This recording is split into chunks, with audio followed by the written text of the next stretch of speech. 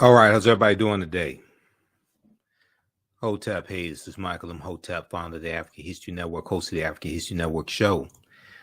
All right, share this broadcast on social media platforms. Give us a thumbs up, give us a heart, give us a like. Hope everybody's doing well today. So it is Monday, February 20th, 2023. And some of you all saw me on Faraji Muhammad's show, The Culture, today on the Black Star Media Network. And at the end of our discussion, I talked about my 12-week online course that I teach on Saturdays, Ancient Kemet, the Moors, under my Alpha, Understanding the Slavery in School. We deal with thousands of years of history and what leads up to the transatlantic slave trade taking place. Okay, it's been some time since I've done a overview or a preview of the actual content of the course. Now, a lot of people about the content of the course, and we have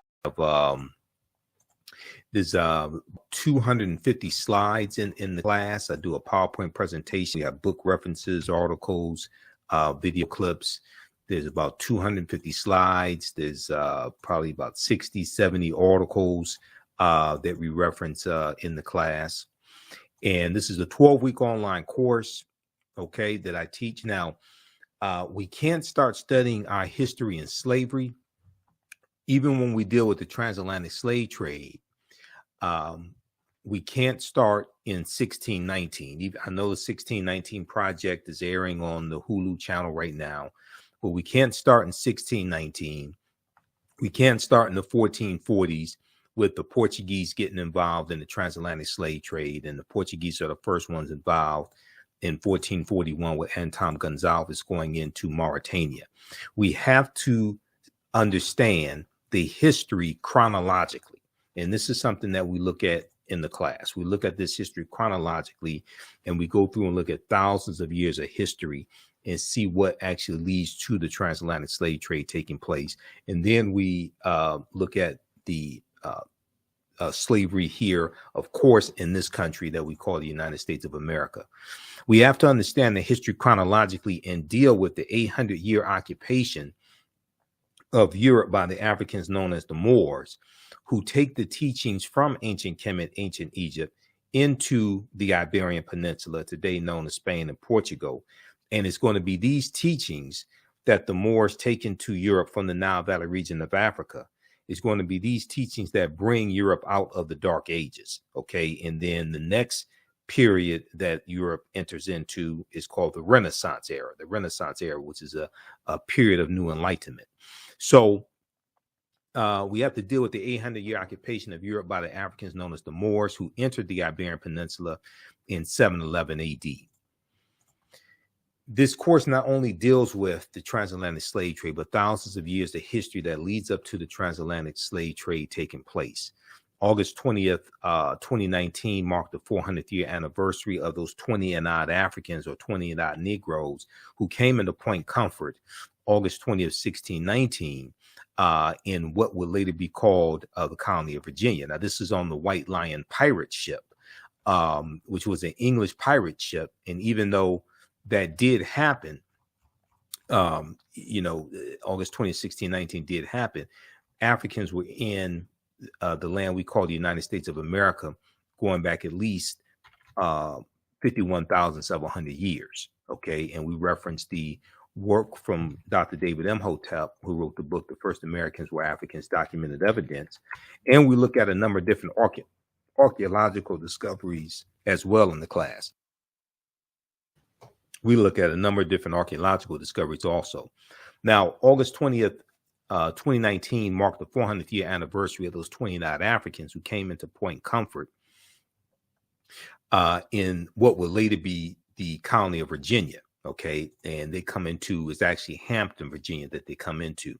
Now, this year was known as the year of return. 2019 was known as the year of return, as many African Americans were and continue to reconnect to Africa and travel to Ghana and other West African countries. When we discuss the transatlantic slave trade, we first have to understand that African people are the original people of North, Central, and South America. Okay, African people are the original people of North, Central, and South America. And we've been in the land that we call the United States of America going back at least 51,700 years. Now, this does not mean that the transatlantic slave trade did not happen. Yes, it did. We have to understand thousands of years of history that lead up to the transatlantic slave trade taking place. Okay, so I posted the link here on the thread of the broadcast. You can register for this 12-week online course. We do the sessions live. All the sessions are archived and recorded. You don't have to worry about not being in class while the session is going on or anything like that. Even after the 12-week online course is over with, a year from now, 2 years from now, you have full access. You can go watch the entire course. So visit our website, theafricanhistorynetwork.com, theafricanhistorynetwork.com, to register for this 12-week online course, Ancient Kemet, the Moors, and the Ma'afa, understanding the transatlantic slave trade, what they didn't teach you in school. You can also use this information with your children. I would say the content is PG-13. And I'll also share information with you how studying our history benefits our children and benefits us as a people, because there's studies that document this also. So recently we've seen attacks on the teaching of African American history and African history in public schools across the country, especially in a lot of these former Confederate states. Okay, we see the attacks going on against the Advanced Placement African American Studies course coming from the College Board, the attacks from Florida. I talked about this on the African History Network show on Sunday, February 19th, and I've been talking about this probably going back at least a month now, going back to January of 2023. College Board hits back at Florida's initial rejection of AP African American Studies course and admits it made mistakes in rollout. So we see these culture wars being played out. We see books being banned. We see Reverend Al Sharpton led a march in protest against Governor Ron DeSantis banning this Advanced Placement African American Studies course Wednesday, February 15, 2023. Okay, so we saw that take place. We've seen after Juneteenth became a federal holiday in 2021, signing the law became a federal holiday, we started seeing a lot more articles being written about Juneteenth. And this article here from the New York Times is a very interesting article. In Most Americans Know Little or Nothing About Juneteenth, poll finds. Most Americans know little or nothing about Juneteenth, poll finds. And in the article, it talks about 60% of Americans know little or nothing about Juneteenth. And be quite honest with you, a lot of the information that's floating around about Juneteenth, a lot of that is inaccurate. It wasn't the last day of slavery. There's a lot. The Emancipation Proclamation did not free the enslaved Africans. So there's a lot of misinformation floating around. We see attacks on teaching. We see attacks on having Black History Month in schools also because of these anti-critical race theory laws. So in 2022, we saw a lot of stories that dealt with how it's harder to celebrate Black History Month and teach it in schools that have these new laws, these new rules. This article here from Axios.com, new rules are limiting how teachers can teach Black History Month. New rules are limiting how teachers can teach Black History Month. And then we see stories about what I call slave lessons gone wrong, or stories about slavery gone wrong. This is an article from the USA Today, Mock Slave Auctions, Racist Lessons, How U.S. History Class Often Traumatizes, Dehumanizes Black Students. Okay, so you have this article here that's from 2021, and then this one, Republican state lawmakers want to punish schools that teach the 1619 Project. So we see these attacks on the 1619 Project. We see these attacks on teaching African American history, African history, etc. And a lot of this has to do with white fear. A lot of this has to do with the fear of the browning of America, okay, which is why us understanding our history is so critical right now. Yes, it should be taught in every school across the country, as Dr. Carter G. Woodson, who created Negro History Week in 1926, as he correctly stated. Yes, it should be.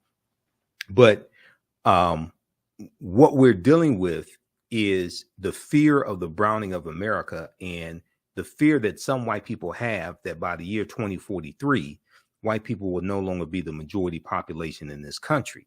So if we look at this article here from June 20th, 2018 from the New York Times, fewer births than deaths among whites in majority of U.S. states, okay? And in this article from the New York Times, it talks about how deaths now outnumber births among white people in more than half the states in the country. Demographers have found signaling what could be a faster than expected transition to a future in which whites are no longer a majority of the American population. The Census Bureau, the U.S. Census Bureau, has projected that white people could drop below 50% of the population around 2045, a relatively slow-moving change that has been years in the making. But a new report this week, when this article came out, it came out in June of 2018. But a new report this week found that white people are dying faster than they are being born now in 26 states out of 50, which is up from 17 states out of 50 just 2 years prior. And demographers say that shift might come even sooner. Quote, "It's happening a lot faster than we thought. It's happening a lot faster than we thought," said Rogelio Saenz, Saenz, who is a demographer at the University of Texas at San Antonio and a co-author of the report. It examines the period from 1999 to 2016 using data from the National Center for Health Statistics, the federal agency that tracks births and deaths. He said he was so surprised at the finding that at first he thought it was a mistake. And we know one of the large contributing factors is the opioid crisis and how it's devastated a lot of white Americans in various states. Now, when you look at the 2020 census, the 2020 census was the first census since 1790 where the population of white people dropped below 60%. It was 57% in the 2020 census. You can go to census.gov and read it, okay? So we have all this going on right now. So us understanding our history, us understanding African history, African American history is more important than ever based upon what we're dealing with. And we have to understand history, law, politics, and economics. History, law, politics, and economics, because they are all interrelated, interconnected. So when you see me on Roland Martin Unfiltered, you see me on Faraji Muhammad show, The Culture, you hear me talk about this. You listen to the African History Network show, you hear me talk about this as well. Okay, now, so the 1619 project, you've heard me talk about it. You've heard there's some good information there, but you've heard my criticisms about it. And it's important for us to understand that much of what we've been told about Virginia's 1619 first Africans is wrong. Okay. Much of what we've been told about Virginia's 1619 first Africans is wrong. There's a good article from VirginiaMercury.com from August 11th, 2019 that deals with this. And in 1619, codified slave laws didn't exist in any of the 13 colonies. And a lot of people are so shocked when they hear this. The whole way that slavery evolved in this country and even the way race evolved in this country is different than the way we actually think it evolved. Okay. I mean, that gets also in the Bacon's Rebellion, 1675, 1676, in the colony of Virginia, what happens after Bacon's Rebellion and the introduction of the term white in the colony of Virginia around 1681 to break up the alliance between enslaved Africans, free African Americans, poor whites, white indentured servants, things of this nature. That all comes to a head in Bacon's Rebellion, where you have this rebellion of 500, about 500 people of different races, different statuses, some enslaved Africans, some white indentured servants, etc. And they burned down the town of Jamestown, Virginia in 1676 because they were all being exploited on the tobacco plantations in Virginia, and they realized that they had a common enemy. They were being exploited by the ruling elite. Okay, this is Bacon's Rebellion. Then you go to 1705 and the Virginia Slave Codes of 1705, which is going to become a model, and other colonies are going to adopt these slave codes. And the Virginia Slave Codes of 1705 make a distinction between Negroes and Moors. So you get into this, you start dealing with a deep understanding of history, and you start seeing how all this evolves, and nationalities and status, and start seeing how all of this evolves. Okay, so the way this history actually happens is much different than the way we think it happens. So the way we talk, that I like this type of information, like on the broadcast. Okay, continue here. And we have the link here in the thread of the broadcast where you can register for this 12-week online course. It's on sale $80, regularly $130. Ancient Kemet, the Moors, and the Ma'afa, understanding the transatlantic slave trade, what they teach you in school. All right, now, Africans were in South Carolina in 1526, 93 years before Virginia. Okay, now this is not talked about a lot. We focus on 1619, and I have to tell people, you know, they say we first came to these shores 1619. No, we were here thousands of years before that. But even if you just look during the transatlantic slave trade, the Spanish were taking Africans into the territory we call South Carolina in 1526. Okay, now this is something we deal with all this in the class because we go through and look at this history chronologically. So these are all slides from the course that I teach, that I put together. I'm a historian that studied history 32 years. I put together this curriculum as well as the second class that I teach, which is from the Civil War to the Civil Rights Movement and Black Power, 1800 to 1968, which goes through and goes deep into looking at that 168-year period of history and analyzing what happened to us also after slavery ended.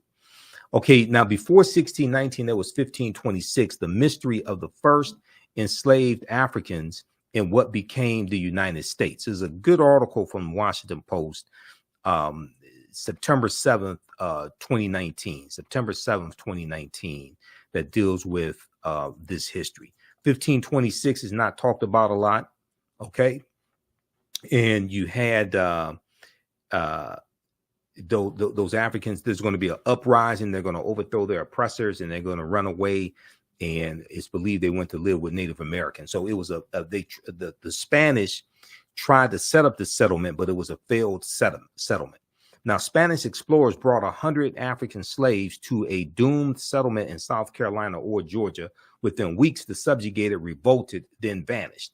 Maybe that's why they don't want us to know about 1526, because those Africans overthrew their oppressors. So maybe that's why that's not talked about a lot. But that's 93 years before Jamestown, Virginia. And then in 1513, Juan Ponce de Leon, the Spanish conquistador, comes into Florida, and he has an African with him named Juan Garrido. Juan Garrido was born in West Africa around 1480. And Juan Garrido is probably the first African we know of by name, in this land that we call the United States of America, or what Native Americans call Turtle Island. And Dr. David Imhotep talks about Turtle Island in the book, The First Americans Were Africans, Documented Evidence. Okay, so we look at different African, some different African civilizations, ancient African civilizations like ancient Nubia, and we look at African empires besides Egypt that Europeans and Arabs tried to claim as their own.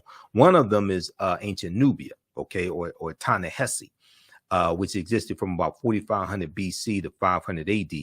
And Nubia is the mother of ancient Kemet. Nubia is the mother of ancient Kemet or ancient Egypt, okay, because and Abyssinia or Ethiopia is the grandmother.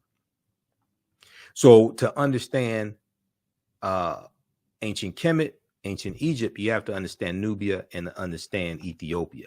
Now, ancient Nubia or Ta-Seti or Ta-Nehesi, also known as Kush, which was more of a region. Kush was more of a region than a kingdom. And some of that also depends upon which period of time you're talking about as well.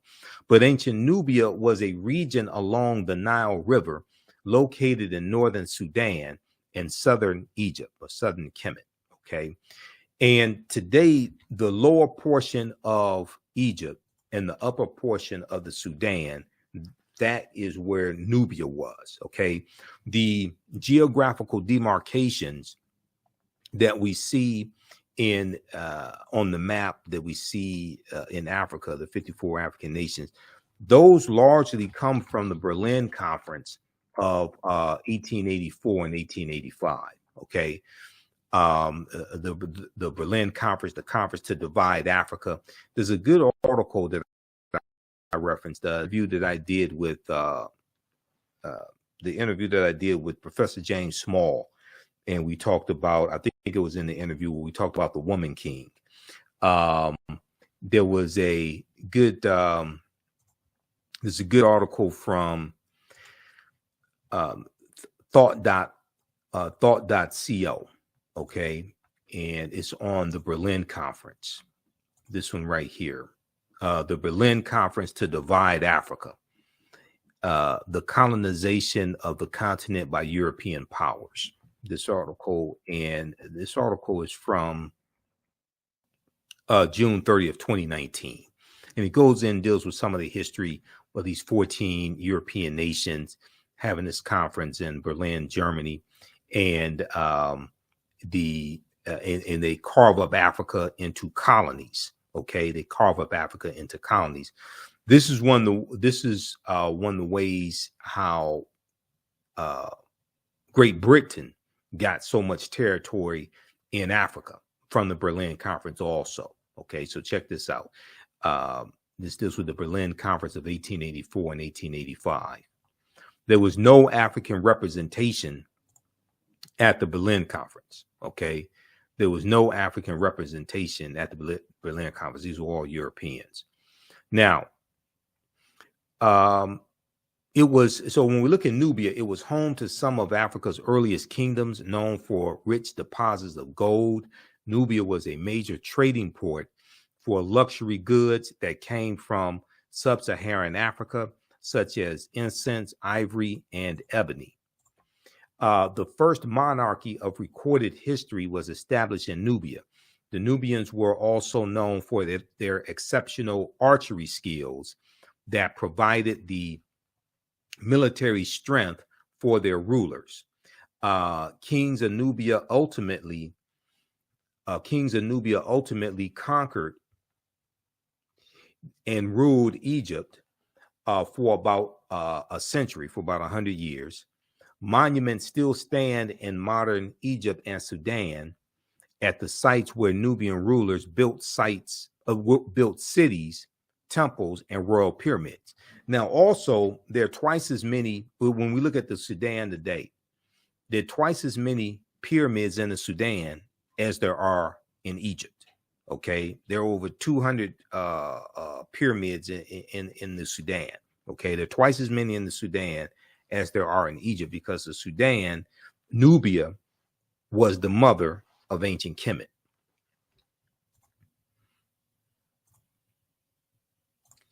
Okay, now in the 1800s, the Western world's interest in Nubia was awakened by the rediscovery of the ancient empire's monuments, which were reported almost simultaneously by individual British, French, and American explorers.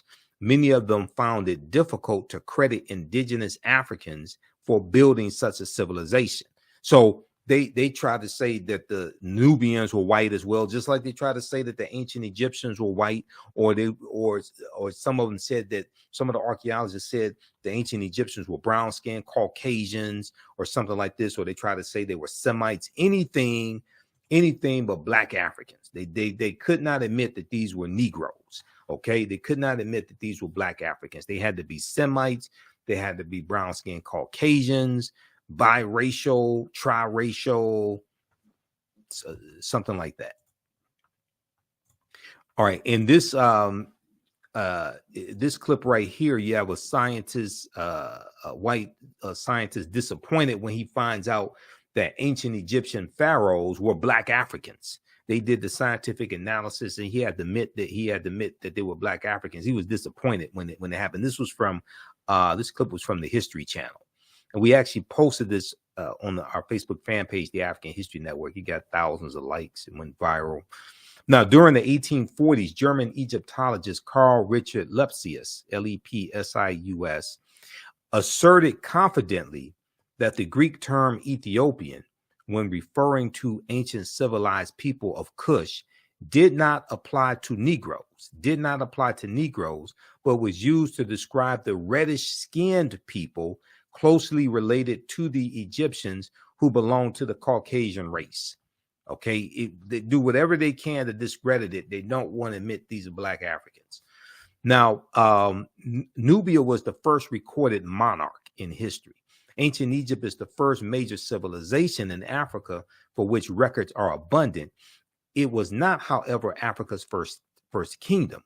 A March 1st, 1979 New York Times front page article written by journalist Boyce Rensberger reported, quote, evidence of the oldest recognizable monarchy in human history preceding the rise of the earliest Egyptian kings by several generations has been discovered in artifacts from ancient Nubia. End quote. Now, the artifacts including hundreds of fragments of pottery, jewelry, stone vessels, and ceremonial objects such as incense burners were initially recovered from the Cusco Cemetery by Keith C. Seal, a professor at the University of Chicago. Okay, so then we look at the Punic Wars, and we look at civilizations like Carthage and the Carthaginians and their fight against the Romans in the three Punic Wars as well. Now we know Carthage is in North Africa. It's in the area that today is Tunisia. We look at Hannibal Barca, okay, who was a Carthaginian, one of the greatest military strategists in history. He became a general at the age of 26. So we go through and look at that and the Punic Wars and their fight against Rome. We look at the Battle of Cannae, 216 BC, where Hannibal Barca defeats the Roman army, and the Roman army, they lose about 70,000 soldiers in one day. Is looked at one of the greatest military victories in history. We know that Carthage is going to exist from 816 BCE, before the Common Era, or BC, to 146 BC. Carthage is going to be destroyed by Rome in 146 BC. And you also deal with Publius Cornelius Scipio Africanus in the Second Punic War. And after the Battle of Zama in 202 BC, when Publius Cornelius Scipio Africanus defeats Hannibal Barca, was Publius Cornelius Scipio at this point, is going to be after the Battle of Zama that Scipio takes the surname Africanus. Africa was not named after Publius Cornelius Scipio Africanus. He took his surname after the Battle of Zama in 202 BC. And I go through and we deal with linguistics and understand language in the class also, because Africa is a Latin word. Ca is a Latin suffix denoting land. The prefix Afri refers to the Afri, who are a group of Black African people in Algeria and Tunisia. That area where Tunisia used to be called Carthage. Okay, so in Africa means land of the Afri. Okay, it's not named after a Roman general. Africa was not named after a Roman general at all. So as you get deep into the history, then you start studying language and seeing how it relates to history. And a lot of these myths that are being pushed fall apart. Carthage was founded in the 9th century BCE, before the Common Era, on the Gulf of Tunis. From the 6th century BCE onwards, it developed into a great trading empire covering much of the Mediterranean and was home to a brilliant civilization. In the course of the long Punic Wars from 264 BCE to 146 BC, Carthage occupied some of Rome's territories before finally being destroyed by its rival in 146 BCE.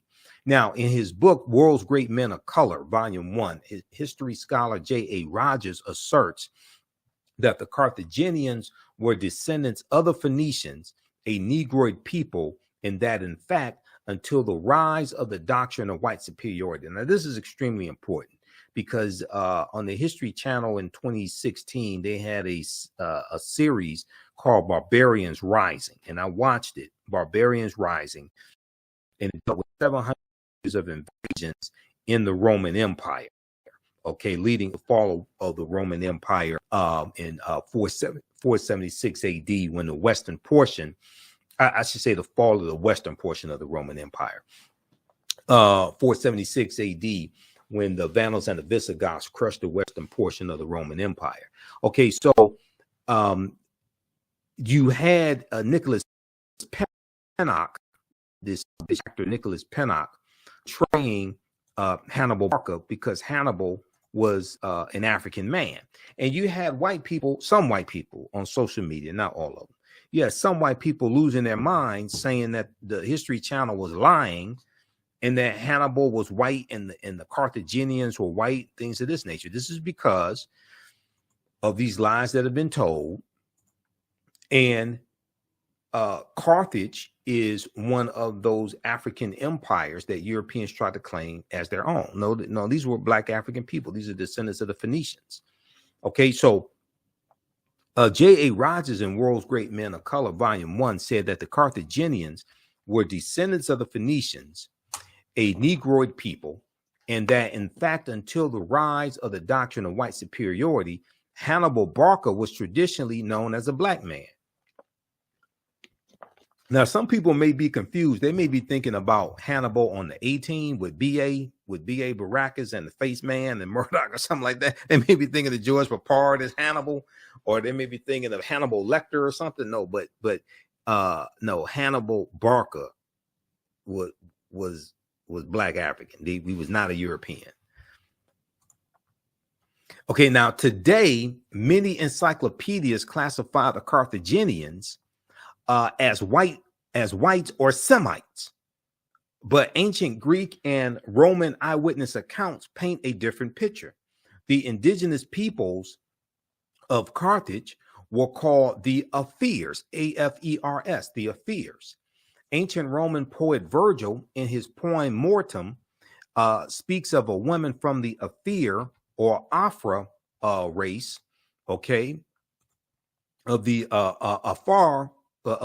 From the Afir, A-F-E-R, Afar or Afra race, A-F-R-A, and he says of her, and all her figure proves her native land. Her hair was curly, thick her lips, and dark her color. Now, in Library of History book 20, Greek historian Diodorus mentions a Greek lieutenant named Agathocles who defeated a people in the area of present-day Tunisia in North Africa, present-day Tunisia, who were the same hue as the Ethiopians. Now, yes, Europeans also try to say that Ethiopians were white. And when Emperor Menelik II defeated the Italians at the Battle of Adwa, in March of 1896, the Italians told the world that the Ethiopians were white because they didn't want the world to know that they were defeated by these African people. So when you go research the Battle of Adwa, March 1896, you see that the Italians were embarrassed. So they lied and said the Ethiopians were white. And, you know, some years ago when I was doing research on the mythology of Andromeda and Cassiopeia. There are two constellations named Andromeda and Cassiopeia, but they're named after mythological African women. And this comes out of you have them in Greek mythology, but these were African women, because we know, like Zeus, who's the king of the gods in Greek mythology. Zeus, according to Greek mythology, they tell you Zeus came from Ethiopia. Okay, because Zeus was African. But I was researching Andromeda and Cassiopeia, and I came across a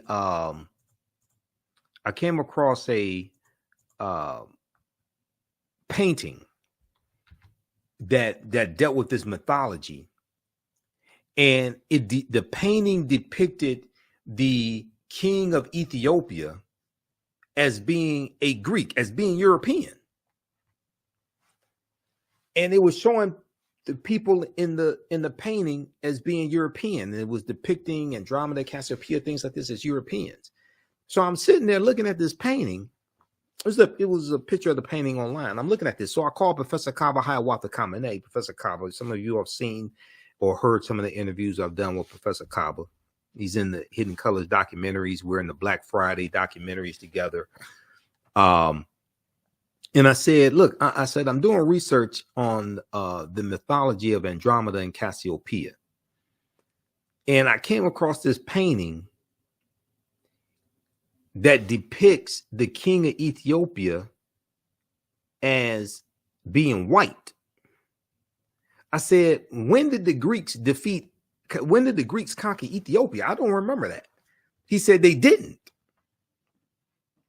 He said they didn't. They just conquered them in the artwork.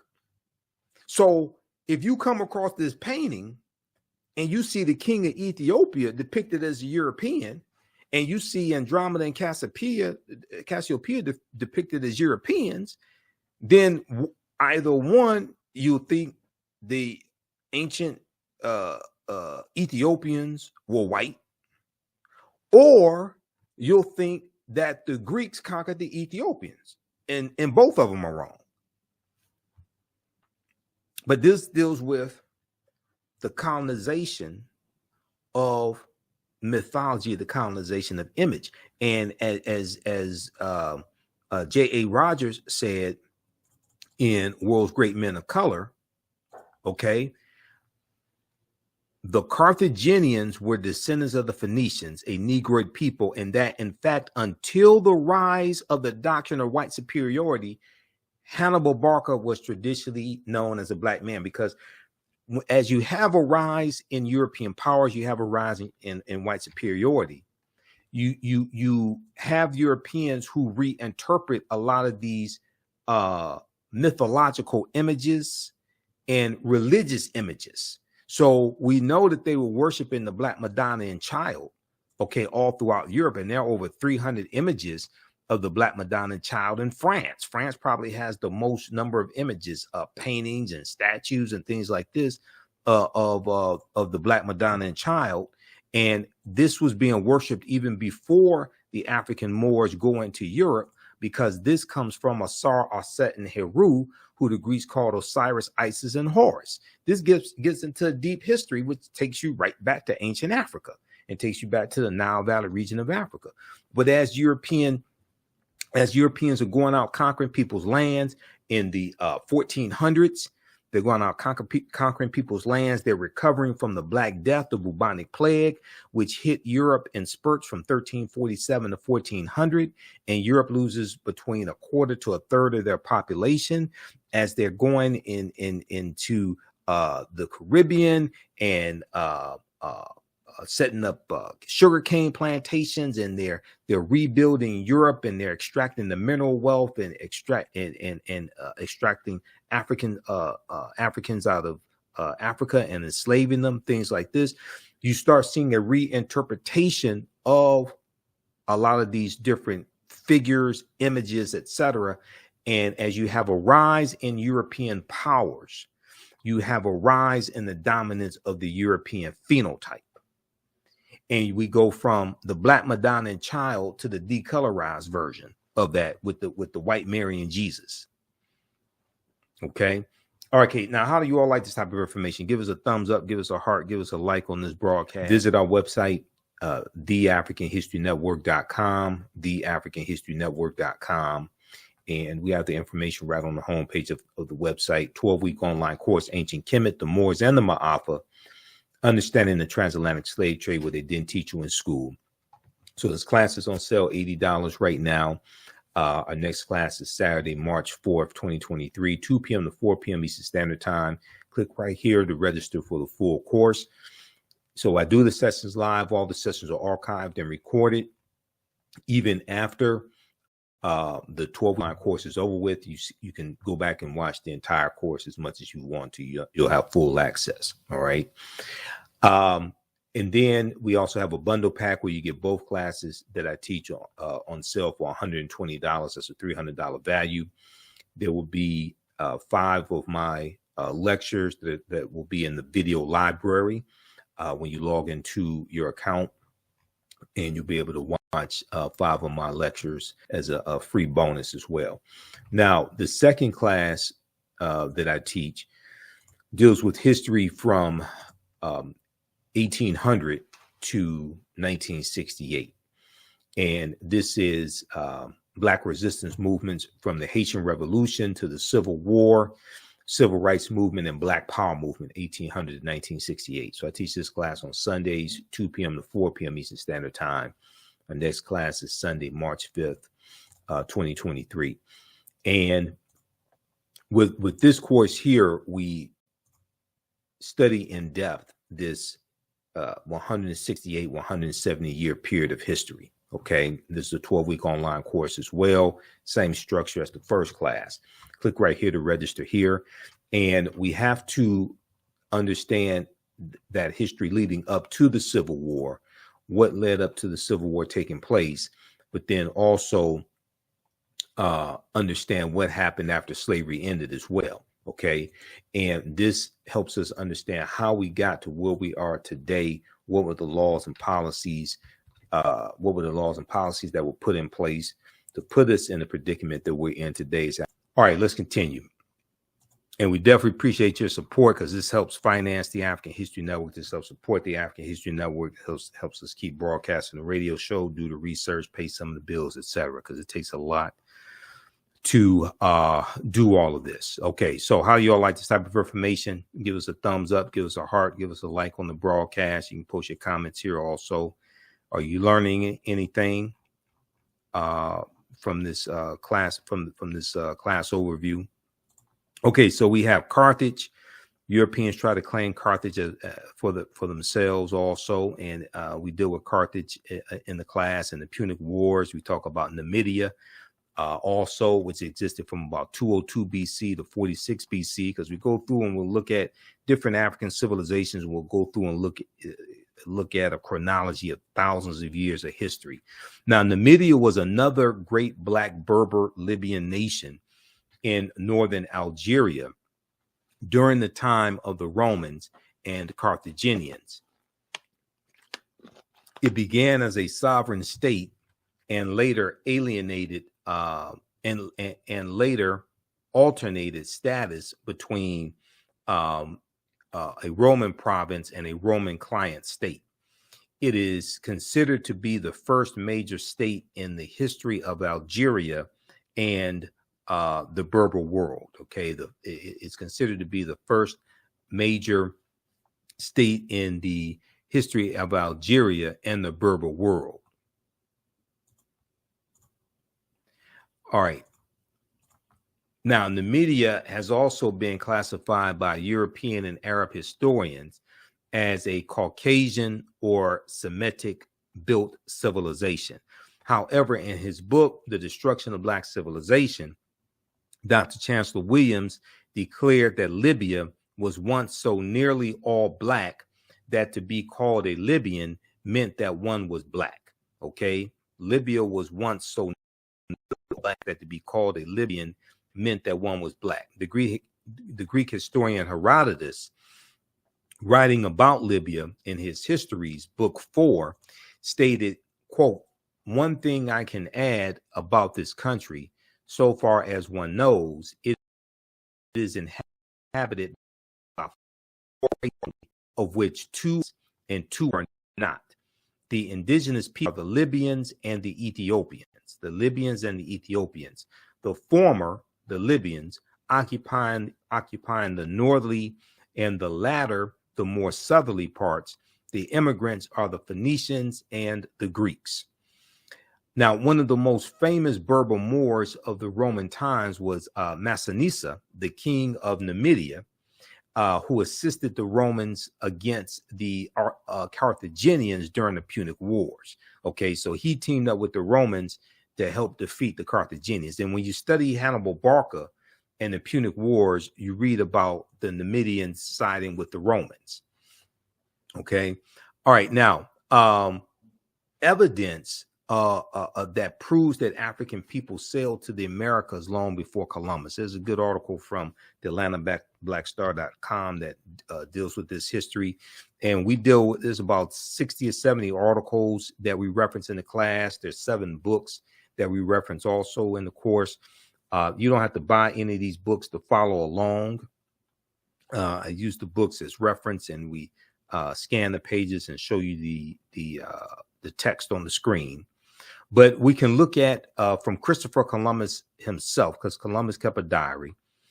According to renowned American historian and linguist Leo Weiner of Harvard University, one of the strongest pieces of evidence to support the fact that African people or Black people sailed to America before Christopher Columbus was a journal entry from Columbus himself.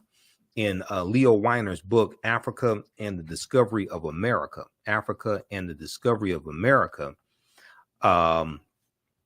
he explains that Columbus noted in his journal that the Native Americans confirmed, quote, black-skinned people had come from the southeast in boats trading in gold-tipped spears. Black-skinned people had come from the southeast in boats trading in gold-tipped spears. Now, the discovery of American narcotics in Egyptian mummies has also left some historians amazed. Recently, archaeologists discovered the presence of narcotics only known to be derived from American plants in ancient Egyptian mummies. These substances included South American cocaine from erythroxylon and nicotine from Nicotiana tabacum. German toxicologist Svelta Balabanova reported the findings, which suggest that such compounds made their way to Africa through transatlantic trade that would predate Christopher Columbus' arrival by thousands of years. Now, we know Columbus never came to the land we call the United States of America. The closest he comes here is 90 miles away, but he's in the Caribbean. He's in Central America. So he's in the Americas, but he never comes to the land we call the United States of America. Now, if we look at Egyptian artifacts in North America, for years, Eurocentric archaeologists have largely turned a blind eye when it came to the discovery of artifacts from ancient Egypt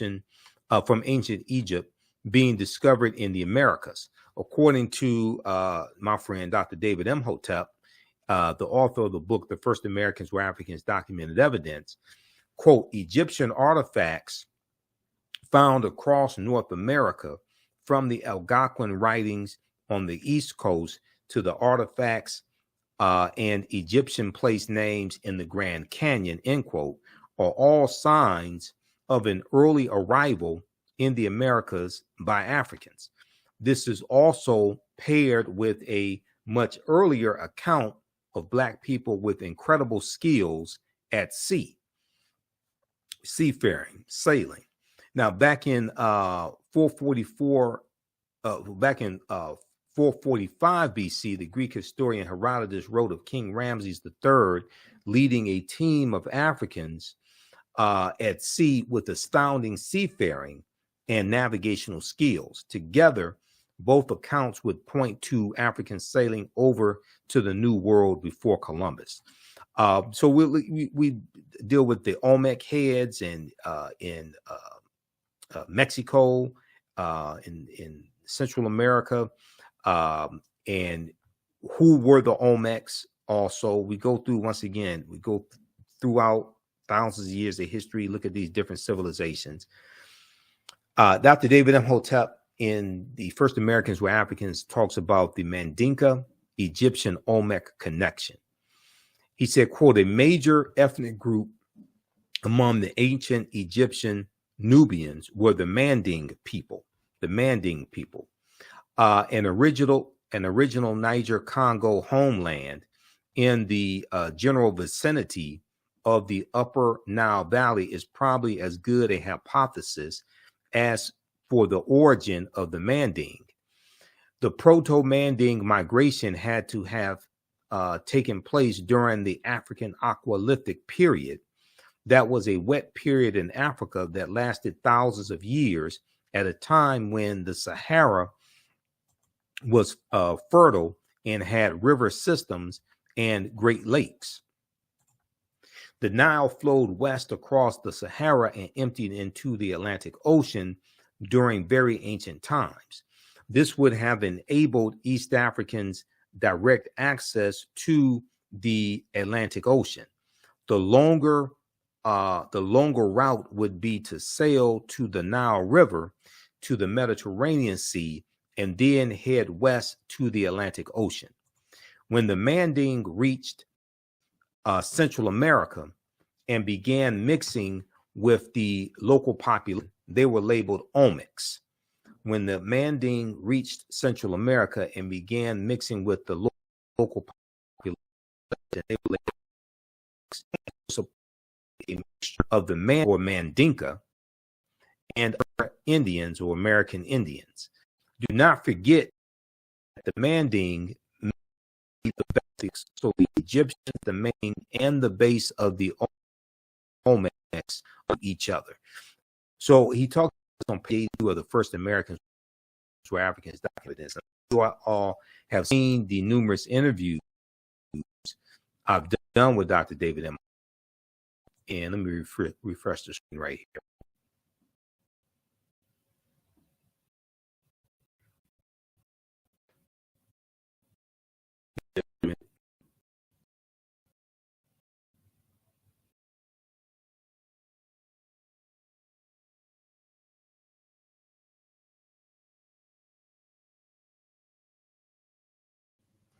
Okay, we're back. I had to refresh the screen there.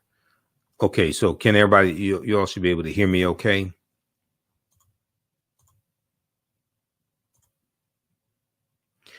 All right, so when the Manding reached Central America and began mixing with the local population, they were labeled Olmecs. The Olmecs were supposedly a mixture of the Manding or Mandinka and American Indians or Amerindians. Do not forget that the Manding made up the base of the Olmecs, so the Egyptians, the Manding, and the base of the Olmecs are related to each other. Okay, this comes from page 82 of The First Americans Were Africans, Documented Evidence by Dr. David Imhotep. His book is a fantastic book, and his first book is out of print. The second book came out in 2021. And that's available at Amazon. The First Americans Were Africans, revised and revised and expanded. Now, in 1311 AD, thousands of years after the Olmec arrived, the Mandinkan Muslim Abu Bakr II sailed 2,000 ships from Mali, West Africa, in the Atlantic, headed west. When they reached South America, they left signs on the rocks at the mouths of rivers, warning followers of dangerous or friendly natives. So Dr. David Imhotep talks about this on page 88 of The First Americans Were Africans, Documented Evidence. There's also a good article from face-to-faceafrica.com called Way Before Columbus, Ancient Malayans Sailed to the Americas in 1311. 1311 AD, Common Era. Face-to-faceafrica.com from December 5th, 2018. In this article, it says, according to a number of sources, Abubakar II, Mansa, which means king, Mansa of the Mali Empire in the 14th century, led Malayan sailors to the Americas, specifically present-day Brazil, almost 200 years before Christopher Columbus arrived. Abubakar II ruled what was arguably the richest and largest empire on earth, covering nearly all of West Africa. The BBC reported in the article, Africa's Great Explorer, which came out December 13th, the year 2000, on the saga of Abubakar II, he left with 2,000 boats, by Malayan scholar Gausu Diawara, notes Abubakar wanted to find out whether the Atlantic Ocean, like the great river Niger that swept through Mali, had another bank. He had traveled extensively throughout and outside of the African continent, already owning most of the continent. His predecessor and uncle, Sundiata Keita, had already founded the Mali Empire and conquered a good stretch of the Sahara Desert and the great forests along the West African coast. Okay, so we look at West Africa and Ghana, Songhai, and Mali, but also Mansa Musa is also related. There's a relation between Mansa Musa and the fictitious character of T'Challa in Black Panther in Wakanda. Now, there's a good article from history.com, the official website of the History Channel, that talks about this, okay? Because we deal with the film Black Panther in the course, because Black Panther relates to African history, African culture, African language, African spiritual systems. There are 11 different African cultures that are infused into the film Black Panther. Ruth Carter, who was the costume designer, she studied African cultures for 6 months. Okay, Ruth Carter, who won an Oscar for her costume designing for the film Black Panther. And she incorporated 11 different African cultures into the movie. Okay, so this article here talks about, from the history.com, it says, in the vast fictional universe of Marvel Comics, T'Challa, better known as Black Panther, is not only king of Wakanda, he's also the richest superhero of them all. And although the title of wealthiest person alive involves a tug of war between billionaire CEOs, the wealthiest person in history, Mansa Musa, has more in common with Marvel's first black superhero. Mansa Musa became ruler of the Mali Empire in 1312 Common Era, or AD, taking the throne after his predecessor, Abubakar II, for whom he'd served as deputy, went missing on a voyage he took by sea to find the edge of the Atlantic Ocean. Mansa Musa's rule came at a time, now this is extremely important right here. Mansa Musa's rule came at a time when European nations were struggling due to raging civil wars and a lack of resources. Okay, so Europe was dealing with poverty, famine, disease, civil wars, things like this, while West Africa is thriving, while the Mali Empire is thriving. During this period, the Mali Empire flourished thanks to ample natural resources like gold and salt. So this article is entitled This 14th Century African Emperor Remains the Richest Person in History. This is from history.com, the official website of the History Channel, March 19th, 2018. So we know the character of Black Panther, T'Challa, was introduced in Fantastic Four issue 52, July of 1966. And it was a 2-part series. And in this comic book, in the first part of the story, T'Challa defeats the Fantastic Four in their own comic book.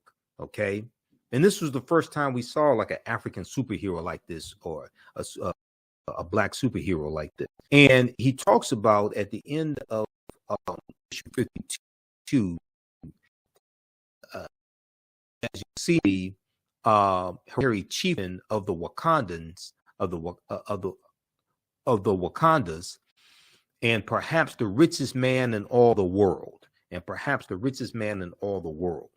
Okay, now the panther deity of Bast that we see in the movie, the panther deity that watches over Wakanda, that comes from Bastet, which was a nectar or deity in ancient Kemet, ancient Egypt, that was in the form of a lioness, okay, and then later a cat. Ancient Egyptian goddess worshipped in the form of a lioness and later a cat, goddess of warfare in Lower Egypt, worshipped as early as Second Dynasty, around 2890 BCE, before the Common Era. Okay, so the film is so deep because it helps reconnect us to African history, African culture, African language, etc. The language spoken in the film Black Panther is isiXhosa, which is a real African language spoken in Southern Africa. And isiXhosa has the click sounds in it also. And we know the click language was the original language. We know that with the Wakandan salute comes straight out of ancient Kemet. That's as always, right over left. And that is the symbol, that's the pose of the Nasubitis, or the pharaohs in the sarcophagi, the painted coffins, the sarcophagi is right over left. Is the symbol of power, symbol of royalty.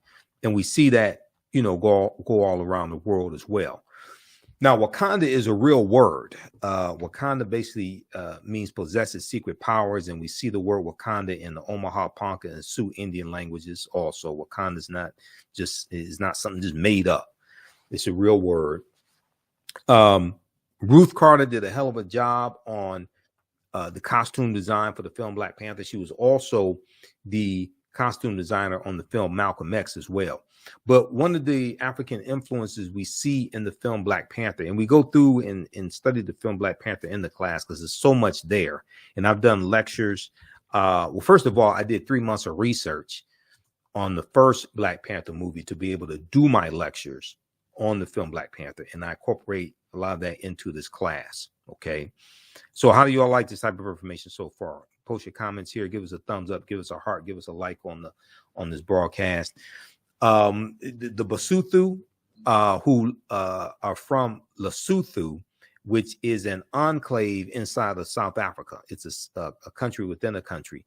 They have these blankets that we saw incorporated into Black Panther. These are cultural blankets, the Basotho heritage blankets.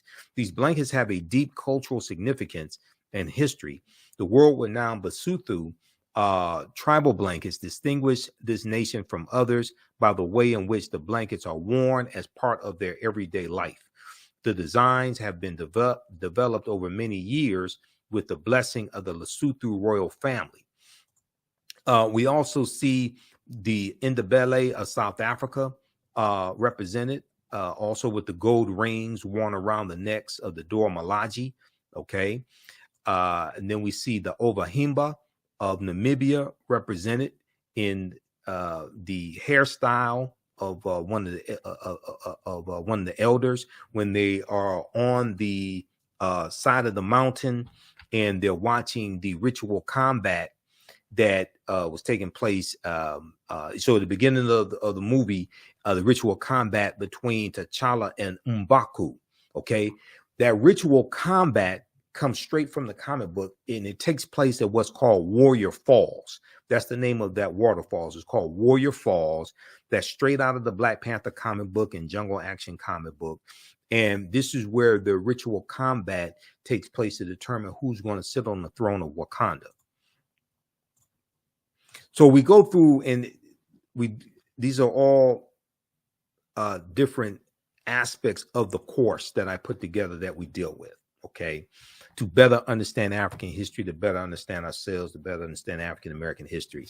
The hat that Angela Bassett's character, Queen Ramonda, who's actually T'Challa's stepmother, if you understand the storyline, because his birth mother dies a few days after he gives birth.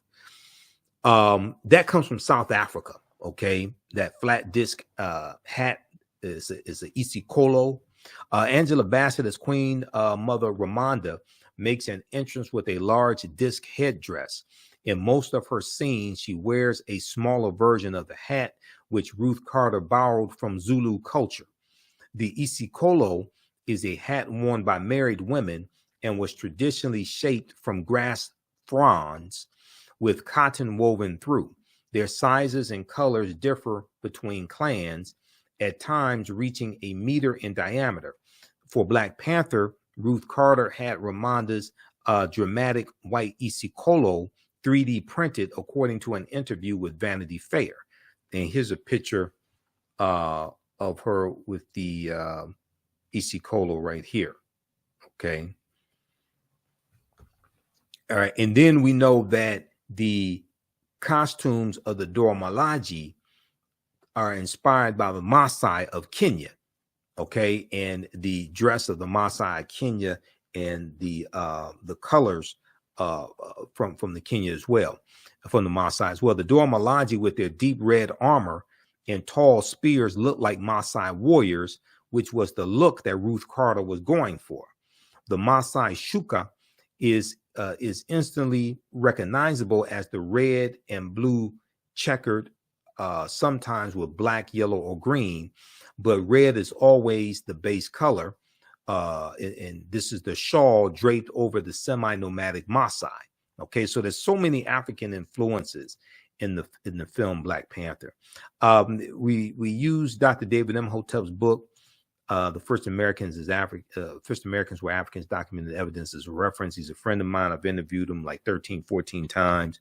So some of you all have seen the interviews I've done with him as well, or heard the interviews on the African History Network show.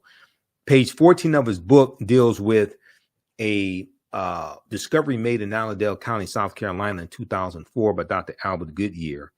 And they found 13 different types of evidence that thoroughly documented African presence in the Americas, dating back at least 51,700 years ago. They found artifacts, architecture, campsites, carvings, Egyptian writings, footprints in lava, genetic M174D haploid groups dealing with DNA and genetics, linguistics, paintings, skulls, skeletons, structures, and tools.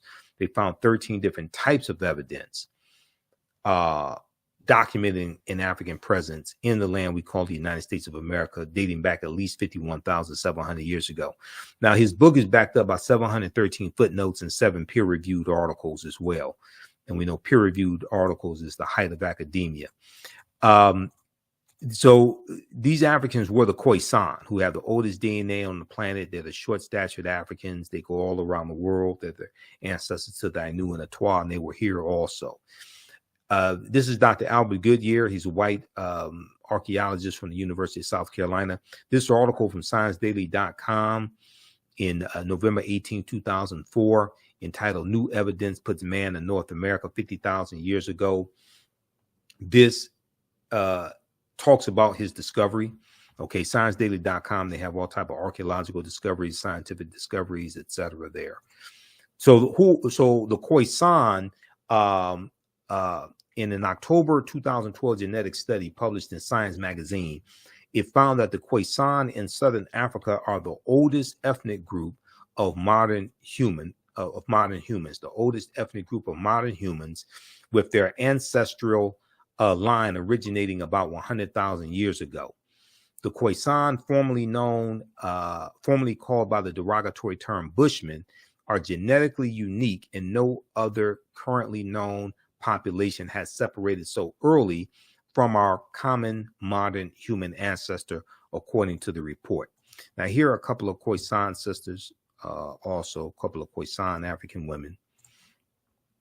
Now, the Khoisan live mainly in southern Africa in territories spanning Botswana, Namibia, Angola, Zambia, Zimbabwe, and South Africa. They are largely divided into 2 groups: hunters and gatherers, known as the Sans people, and keepers of the livestock, known as the Khoikhoi. The Khoisan languages include the distinctive click sounds that aren't found in the languages of their neighbors. There's a good article from AtlantaBlackStar.com called 5 Ethnic Groups That Prove the First Humans Were Black. Okay, so when we look at this land historically, there were 1 million mounds in this land. And yes, Native Americans built some of those mounds, but Africans also built them as well. At least 10,000 years ago, during the African Aqualithic period, the mound builders of Africa, the Proto-Manding, were building habitation mounds to live upon even before the Manding built their mounds along the Niger River. These Proto-Saharan people also built dams, boats, and mounds to escape the waters in case of flooding. There are also large erections formerly called Native American mounds, now known to be African mounds, that are shaped like pyramids that are found across North America. The largest ones surviving today are in the Mississippi Valley. The largest of all was the Cahokia Mound, that's in East Illinois, Cahokia, near the area where the Mississippi and Missouri rivers converge. Now, Cyrus Thomas, director of the Eastern Mound Division of the Smithsonian Institute's Bureau of Ethnology in 1881, said, quote, distinct from the American Indians, there was a race of mound builders in America distinct from the American Indians. Now, there were 1 million, end quote, there were 1 million Indian mounds in North America. Today, there are only about 100,000. If you read pages 71 through 74, the first Americans were Africans, documented evidence by Dr. David Imhotep. He talks about these mounds. So we go through and look at all this history. We look at this history chronologically, thousands of years of history. We also look at archaeological discovery. So in our class on Saturday, our next class on Saturday, we're going to look at some archaeological discoveries. Class 2 and 3 will look at archaeological discoveries. This is a big one that came out in June 2017 that blew everybody away. Visit our website, theafricanhistorynetwork.com, theafricanhistorynetwork.com. And we have the information right on the homepage of the website. 12-week online course, Ancient Kemet, the Moors, and the Ma'afa, Understanding the Transatlantic Slave Trade, what they didn't teach you in school. So this class is on sale, $80 right now. Our next class is Saturday, March 4th, 2023, 2 p.m. to 4 p.m. Eastern Standard Time. Click right here to register for the full course. So I do the sessions live. All the sessions are archived and recorded. Even after the 12-line course is over with, you can go back and watch the entire course as much as you want to. You'll have full access. All right. And then we also have a bundle pack where you get both classes that I teach on sale for $120. That's a $300 value. There will be 5 of my lectures that will be in the video library when you log into your account, and you'll be able to watch 5 of my lectures as a free bonus as well. Now, the second class that I teach deals with history from 1800 to 1968. And this is Black resistance movements from the Haitian Revolution to the Civil War, Civil Rights Movement, and Black Power Movement, 1800 to 1968. So I teach this class on Sundays, 2 p.m. to 4 p.m. Eastern Standard Time. Our next class is Sunday, March 5th, 2023. And with this course here, we study in depth this 168, 170 year period of history. Okay, this is a 12-week online course as well. Same structure as the first class. Click right here to register here. And we have to understand that history leading up to the Civil War, what led up to the Civil War taking place, but then also understand what happened after slavery ended as well. Okay, and this helps us understand how we got to where we are today. What were the laws and policies? What were the laws and policies that were put in place to put us in the predicament that we're in today? So this archaeological discovery came out and it blew away the archaeological world. We're older than we thought. New find pushes human origin back 100,000 years. This is from NBCnews.com, June 7th, 2017. June 7th, 2017. Modern humans evolved much earlier than previously thought, researchers reported on Wednesday. New discoveries at a rich site in Morocco show modern humans were hunting and probably cooking game animals 300,000 years ago. 100 have believed until now. Okay. Until now. So this is over 100,000 years earlier than the discovery in Ethiopia that dates back about 195,000 years ago. New discoveries and new dating methods show that, in fact, many of the bones belong to modern Homo sapiens, and they lived as far back as 300,000 or 350,000 years ago. The earliest previous Homo sapiens bones date back 195,000 years ago, and they're from clear across the continent in modern-day Ethiopia. Taken together, the findings show modern humans were dispersed across Africa long before anyone ever thought. So the deeper they dig, the blacker the planet gets, the more research they do, the older we get. And what these archaeological discoveries are showing is that all of this is much older than we actually thought. African people are older than we thought. We were migrating out of East Africa earlier than we thought. We were here in this land we call the United States of America much earlier than we thought. We did not first come here conquered and shackled and chained by Europeans. No, this was our land stolen from us. This article from February 2010, New York Times, on Crete, new evidence of very ancient mariners. It talks about how stone tools were found on the Greek island of Crete over the course of 2 summers, and these stone tools date back 130,000 years ago, which pushes maritime sailing in the Mediterranean back thousands of years. It causes them to have to rethink everything, push the timeline back. The deeper they dig, the blacker the planet gets, the more research they do, the older we get. This study right here deals with how positive feelings about blackness improve academic performance for Black girls. This is why this type of information is so important, not just for African Americans, but also for our youth. Believing that Black is beautiful, an important mantra of self-acceptance and self-love, could pay major dividends in school, a new study finds. An article in the Journal of Blacks in Higher Education, an article in the Journal of Blacks in Higher Education focuses on a new study from Sharita Butler Barnes, a professor at Washington University in St. Louis, which finds that young Black women with strong racial identity are more likely to be academically engaged, curious, and persistent. The survey looked at 733 Black middle and high school girls in 3 socioeconomically school districts in the Midwest. The study, called Promoting Resilience Among African American Girls, Racial Identity as a Protective Factor, was published on the Child Development Journal website, and found that feeling positive about being Black, along with feeling supported by their schools, correlated with the girls' greater academic motivation.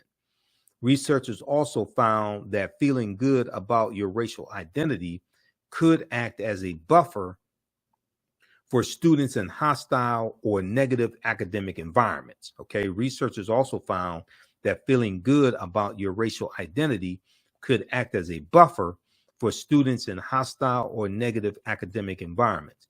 Persons of color who have unhealthy racial identity beliefs tend to perform lower in school and have more symptoms of depression, end quote, Professor Sharita Butler Barnes noted.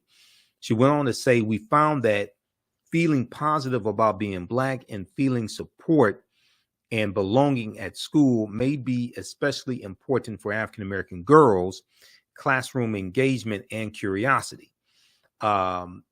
Feeling connected to the school may also work together with racial identity attitudes to improve academic outcomes. Read this article here from theroot.com. New studies find that positive feelings about Blackness improve academic performance for Black girls. This is from January 10th, 2018 from theroot.com. Now, this article here from blackamericaweb.com from 2012, this dealt with how, this dealt with a study that showed how TV watching kills Black boys' self-esteem. TV watching, excessive TV watching, kills Black boys' self-esteem. A new study, a new, precise, and exhaustive year-long study finds that watching television regularly distorts and ultimately destroys the self-esteem of young Black males, who often find themselves comparing one another to the characters they view on air, leaving them feeling trapped and as if there are, quote, very few positive life paths they can aspire to, end quote. So there are numerous outlets that ran this story. This particular one comes from blackamericaweb.com, July 14, 2012. So then we have this study right here. This is a joint study by the University of Pittsburgh and Harvard University. It deals with how African-American teens with racial pride do better in school. And University of Pittsburgh has an article, Can Instilling Racial Pride in Black Teens Lead to Better Educational Outcomes? Pitt University study shows racially conscious parenting strategies can be the key to student success in school. AfricanGlobe.net has the article, Black Teens with Racial Pride Do Better in School, from January 1st, 2013. African-American teenagers perform better academically when their parents instill in them a sense of racial pride.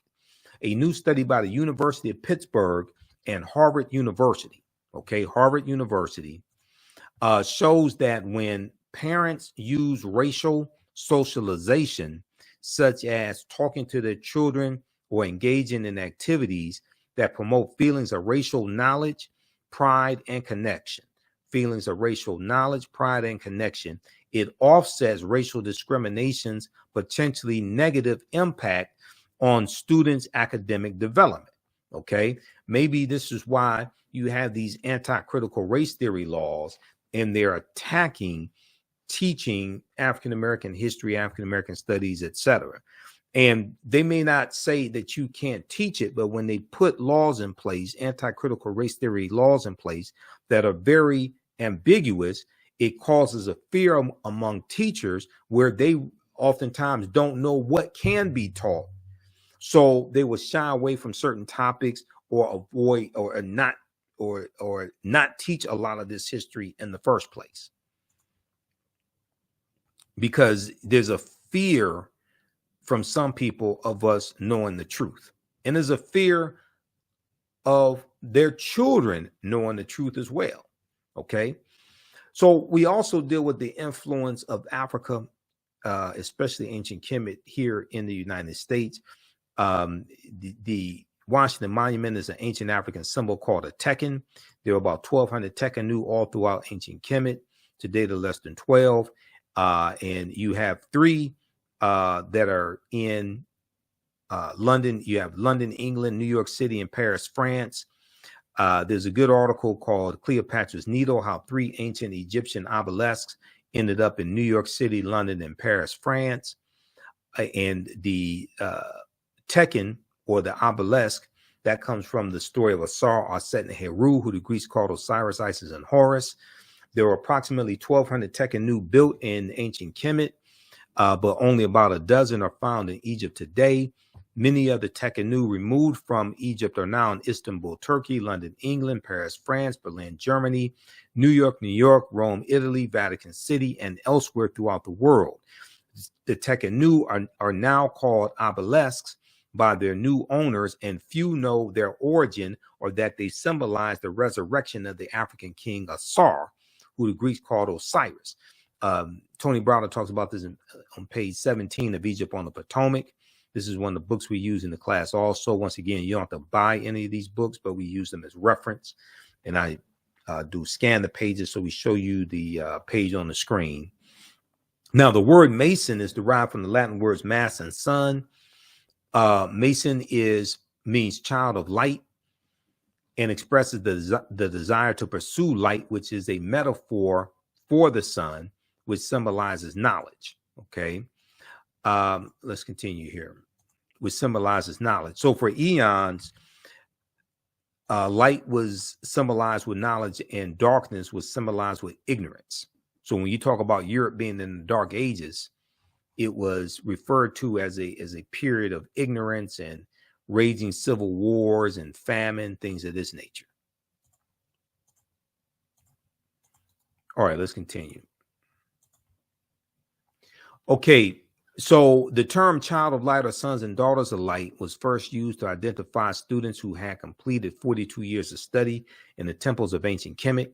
Many Masonic temples were modeled after the temples of Kemet, places where light or knowledge was imparted in a series of steps or degrees. So the concept of going to a liberal arts college, that comes out of ancient Africa as well. And George G.M. James talks about this in the book Stolen Legacy. And he talks about the 7 liberal arts and the concept of getting your credentials in going to an institution of higher learning and getting your credentials in a series of steps, in a series of degrees, associate's degree, bachelor's degree, master's degree, PhD. That comes out of the Nile Valley region of Africa also. Read Egypt on the Potomac by Tony Browder, pages 18 to 32. He talks about this. Now, Masonic temples are considered houses of learning or temples of learning.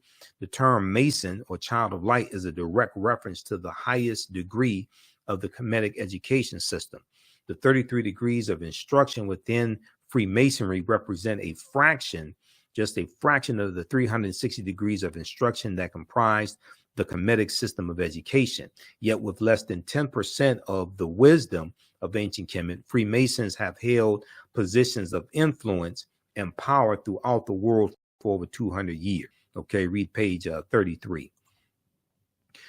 So we also look at things like why is Christmas celebrated on December 25th, because nowhere in the biblical text does it state that Yeshua or Jesus was born on December 25th. We look at the origins of Santa Claus coming from Sinterklaas, which is celebrated amongst the Dutch and, you know, in the Netherlands, and they have the celebration of Sinterklaas and Zwarte Piet. Zwarte Piet means Black Pete, and Zwarte Piet was a Moor in this mythology. And they have the parade beginning in early November, going throughout the Netherlands, and they commemorate Sinterklaas and Zwarte Piet coming from Spain into the Netherlands. All right, coming from Spain. Well, Spain is where the Moors going in 711 AD, led by General Tariq ibn Ziyad, going to the Iberian Peninsula. Okay, so Spain is very important. Now, who were the Moors? The Moors' ancestors were known as the Garamantes. These were a Black African people living throughout North Africa. Hannibal Barca was Garamanti, as well as St. Augustine. The Moors, according to George G.M. James in the book Stolen Legacy, were the custodians of the ancient Egyptian mystery system. These teachings will bring Europe out of the Dark Ages. These teachings will bring Europe out of the Dark Ages. Now, the word Moor is derived from the Greek word moros, which literally means black or a very dark color. The Romans adopted this word and called them Mari, M-A-U-R-I, Mari. The Mari were a Northwest African people who were very dark-skinned. The Romans will refer to the region of Northwest Africa as Mauritania, Mauritania is Latin and means the land of the black-skinned people. You'll also see the term Marish. Now, the Romans would later adopt the word as a reference for the black-skinned inhabitants they encountered in Africa. Golden Age of the Moor, edited by Dr. Ivan Van Sertima, is another book that we use in the class. And if you look at pages 527 and 187, you'll see references for that information. Okay, so we go through and we look at some of the history of the Moors. Also, Runoko Rashidi had a really good article for AtlantaBlackStar.com called "Moors, Saints, Knights, and Kings: The African Presence in Medieval and Renaissance Europe." We use two of Runoko's books in the class. This is one of the books here. This is Black Star: The African Presence in Early Europe. Okay, Black Star: The African Presence in Early Europe. This is one of the books we use, and it deals with the history of the Moors in Europe. So the study of the African presence in history, whether in the African diaspora or Africa itself, is a really rewarding endeavor. In this study, we realized that slavery alone is not African history, and that the African history, everybody's history. The history of African people, Black people, is rich and comprehensive, inspiring, and often known. Nowhere is this more the case than the African presence in medieval and Renaissance Europe.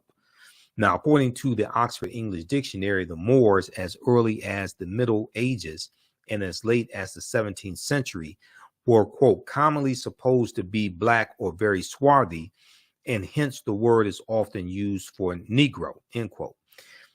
In the early 8th century, after a grim and extended resistance to the Arab invasions of North Africa, the Moors joined the triumphant surge of Islam. Following this, they crossed over from Morocco over to the Iberian Peninsula, where their swift victories and remarkable feats soon became the substance of legends. In July 710, Tarif, with 400 foot soldiers and 100 horses, all Berbers, successfully carried out a mission in southern Iberia. That was the reconnaissance mission, to get the lay of the land and see what's going on. Then Tariq goes in 711 AD. Tarif, an important city in southern Spain, is named after him.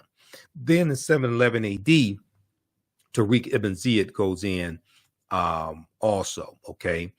And wasting no time to relish his victory, Tariq pushed on with his dashing and seemingly tireless Moorish cavalry to the Spanish city of Toledo. Within a month's time, General Tariq ibn Ziyad had effectively terminated European dominance of the Iberian Peninsula. Okay, so we also talk about Ghana, Shanghai, and Mali. One of the things that I've added to the class, because I've been teaching this class on and off since 2017, is we'll also talk about Queen Nzinga of the modern day Angola, because we know that the documentary from executive producer Jada Pinkett Smith is on Netflix now, African Queens, and the first installment deals with Queen Nzinga. And one of my teachers, Professor James Small, was a consultant on the series. Okay, so when I interviewed him in January, we talked about Queen Nzinga, and we talked about the African Queens series also. We also talked about Godfather of Harlem, because he's the technical consultant. He's the historical consultant on Godfather of Harlem. So we definitely have to deal with Christopher Columbus in this class to get a better understanding of the spread of the transatlantic slave trade and the involvement of Spain, because the Spanish are the second ones. The Spanish are the second ones involved in the transatlantic slave trade. Okay. And we know the Portuguese are the first ones involved, and Spain and Portugal are right next to each other. Now, convinced that, what was Columbus looking for? Convinced that he would find a new lucrative sea route to the Orient, to Asia, by sailing west to find silk, tea, spices, gold, etc. This was big business in the 15th century. Okay. Europeans lost their trading route to Asia because of the fall of Constantinople to the Ottoman Turks. Okay, so the Ottoman Turks captured Constantinople and thus divert the trade in Eastern European slaves away from the Mediterranean to Islamic markets. The Italians increasingly look to North Africa as their source for slaves. All right, now Columbus never found that direct water route from the west going east that he was looking for. when we look at where he goes on his 4 voyages, he never comes to the land we call the United States of America. Okay. He goes into Cuba, Haiti, Puerto Rico, Honduras, Panama, the Bahamas, Hispaniola. The western third of the island of Hispaniola is where Haiti is, etc. He never comes to the land we call the United States of America. If you go to history.com and search for Columbus, they have a good chart there. It shows you where he went on his 4 voyages. Now, what was the transatlantic slave trade? And how is this different from the slave trade? Now, the widespread enslavement of diverse peoples for economic and political gain has played a fundamental role throughout human history in the development of nations. Ancient Greek and Roman societies operated by using slave labor, as did many European countries in the modern period. As early as the Middle Ages, Mediterranean cities were supplied with Moorish black slaves from Muslim countries in North Africa. By comparison, the slave trade is a term which has grown to be associated specifically with the transatlantic trade or the triangular trade that spanned for centuries, roughly it goes back to 1441, but some people put it at 1518 because that deals with the Asiento de Negros of August 1518, signed by King Charles V of Spain, which drastically expands the transatlantic slave trade and increases the need for enslaved African labor. This involved 3 countries, 3 continents, Europe, Africa, and the Americas, and was responsible for human suffering on an unprecedented scale. Now, Brazil doesn't abolish slavery to 1888. 1865 is when it is abolished in the United States, but Cuba doesn't abolish it.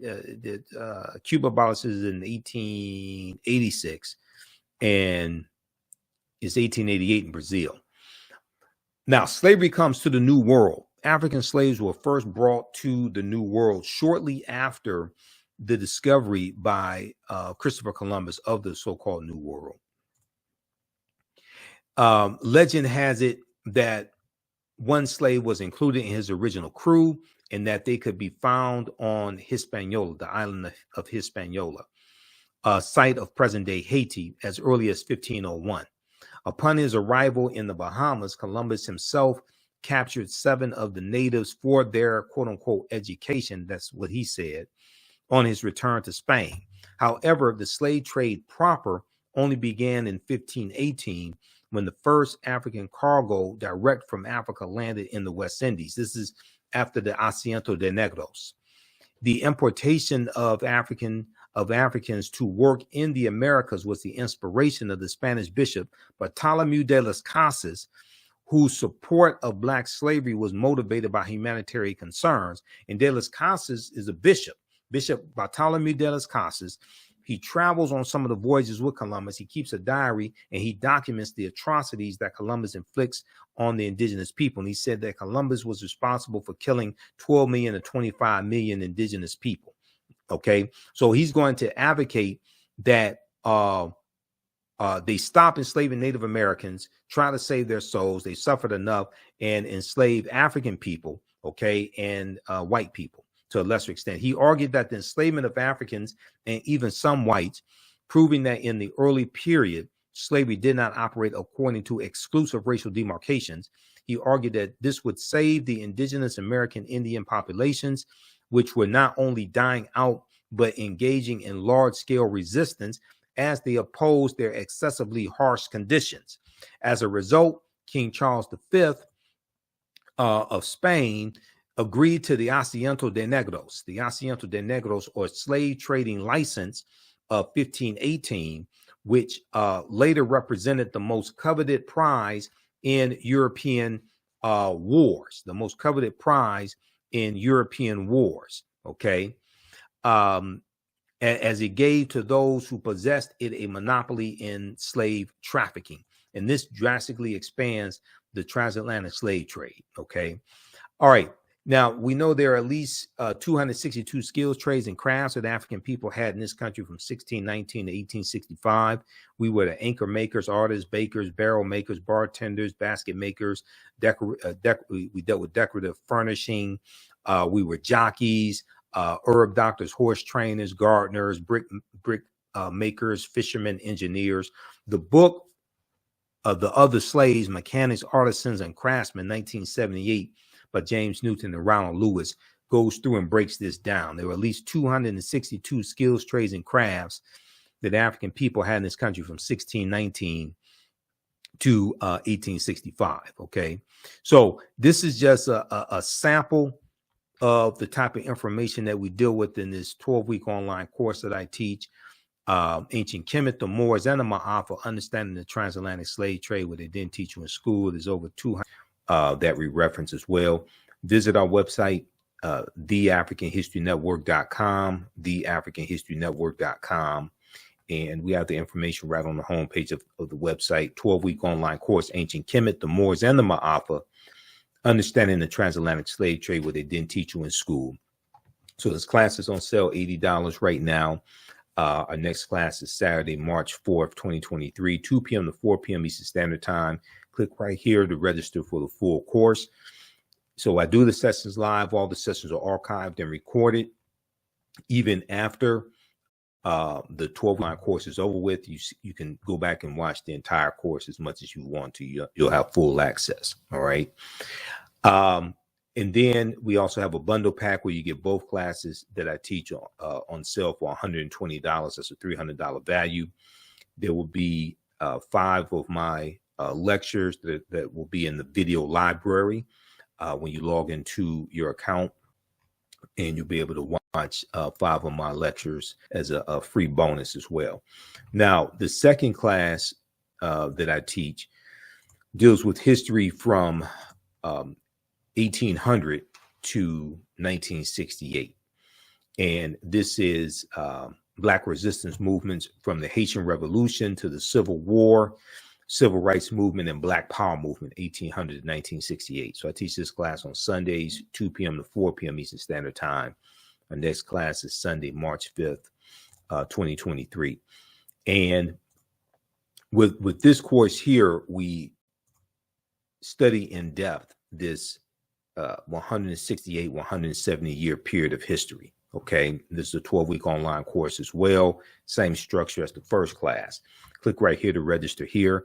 And we have to understand that history leading up to the Civil War, what led up to the Civil War taking place, but then also understand what happened after slavery ended as well. Okay, and this helps us understand how we got to where we are today. What were the laws and policies?